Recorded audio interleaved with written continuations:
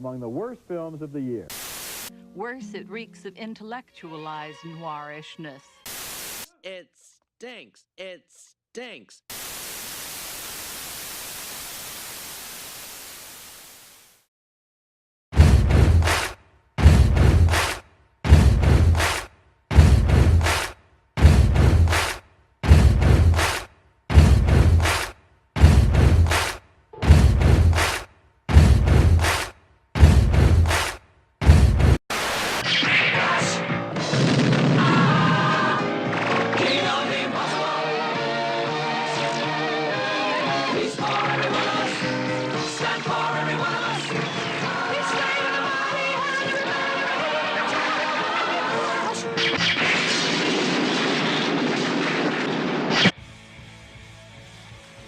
1980's Flash Gordon is a prophetic vision of the decade to come.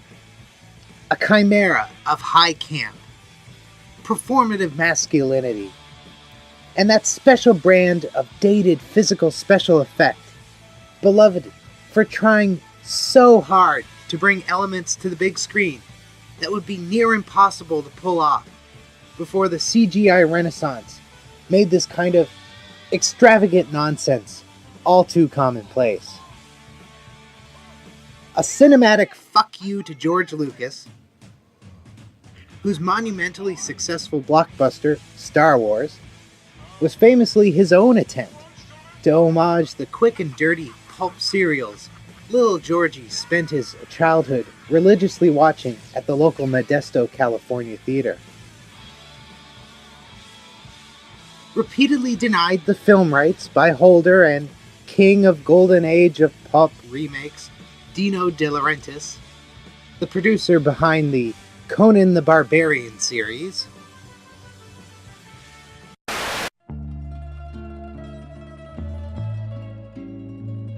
Lucas's competition for the film rights was none other than Federico Fellini, one of Georgie's industry influences.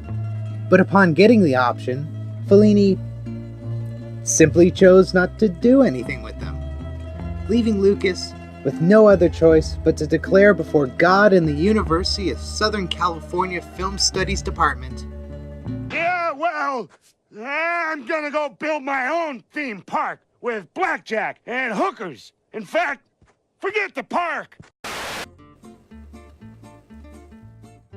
Now, fair point to Dino, no one could have or dared to predict that this awkward gearhead who made a film about drag racing teenagers would be the cinematic second coming, worth billions upon billions upon billions upon billions upon billions of dollars.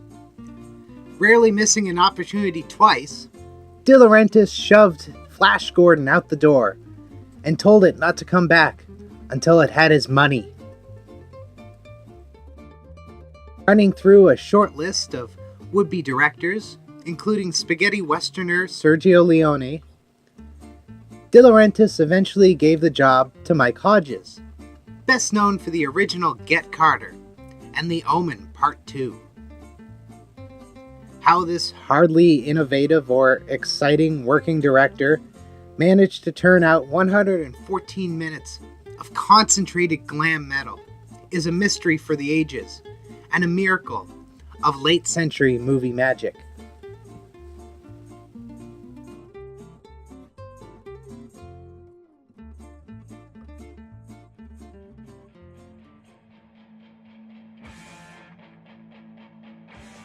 Sam J. Jones, Melody Anderson, Max von Sydow, Timothy Dalton, Chaim Tepel, Richard O'Brien, Ornella Muti, Brian Blessed, Kenny Baker, and written by Lorenzo Semple Jr., best known as one of the creative forces behind the 1966 live-action Batman show.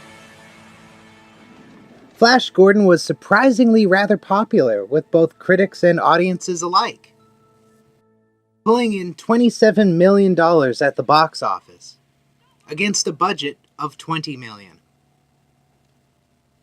Not quite Star Wars money, But then again, nothing is Star Wars money. Not even some Star Wars.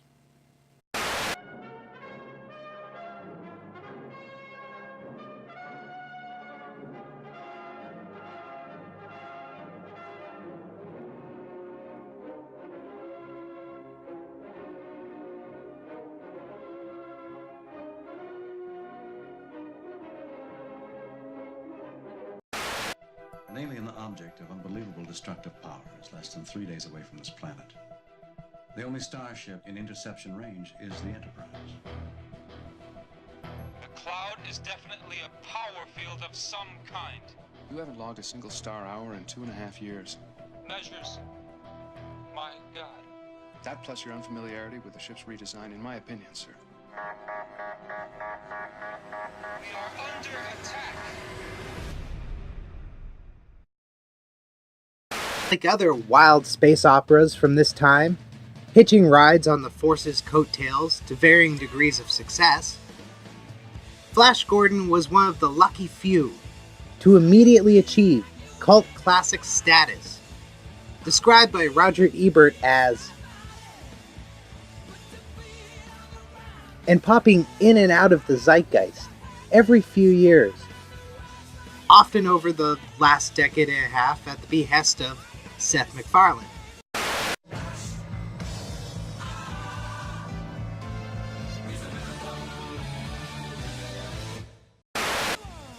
In truth, though, it is mostly remembered for two simple things. The first,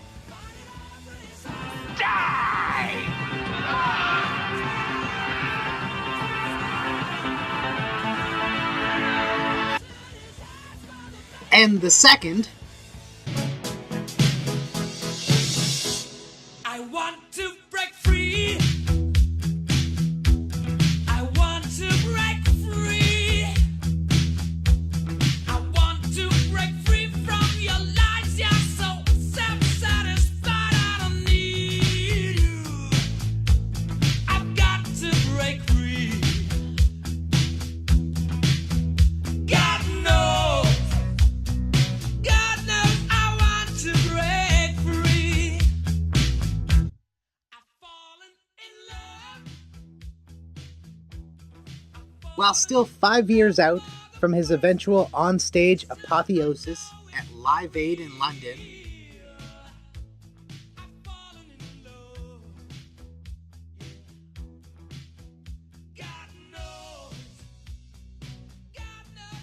and 12 years before he shouted so loud from beyond the grave that he ignited the Olympic flame like some overbitten Prometheus,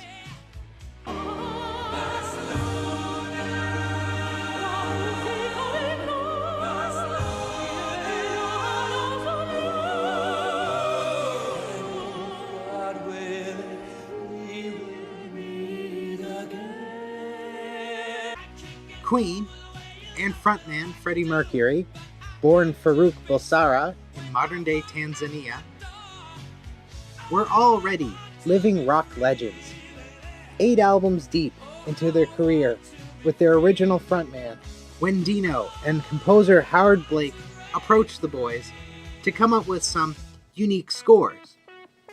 The resulting full studio album would reach number 10 on the UK charts, in the typically overachieving manner Queen had become known for.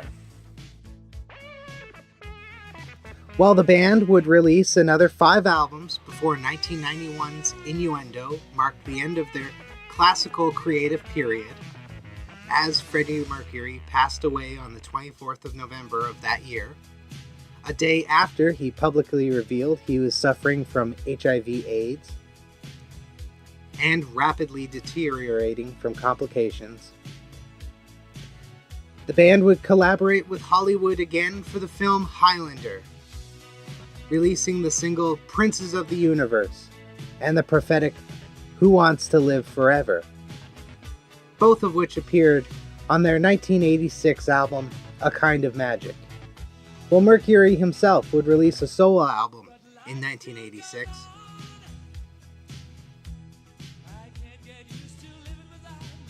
and the group would embark on their final live performance tour, culminating in the famous return to Wembley, where they had stolen the show at Live Aid a year before, to a crowd of over 100,000 people, with the tour itself drawing over 1 million ticket holders, including 80,000 from behind the Iron Curtain.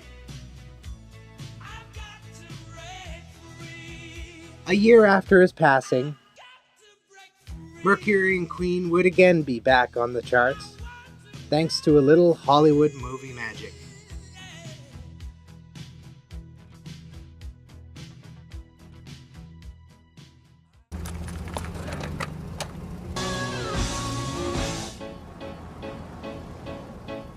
I see a little silhouette of a man. Scaramouche, Scaramouche, will you do the fandango? Thunderbolt and lightning, very, very frightening me. Galileo, Galileo, Galileo, Galileo, Figaro. I'm just a poor boy, nobody loves me. He's just a poor boy from a poor family, sparing his life from this monstrosity. Sherman, I just realized you insulted me. Now you will die. Hey, Nutneck, your shoes untied. From here they appear to be tied, but I will go in for a closer look. Taxi! To the airport! On closer inspection, these are loafers.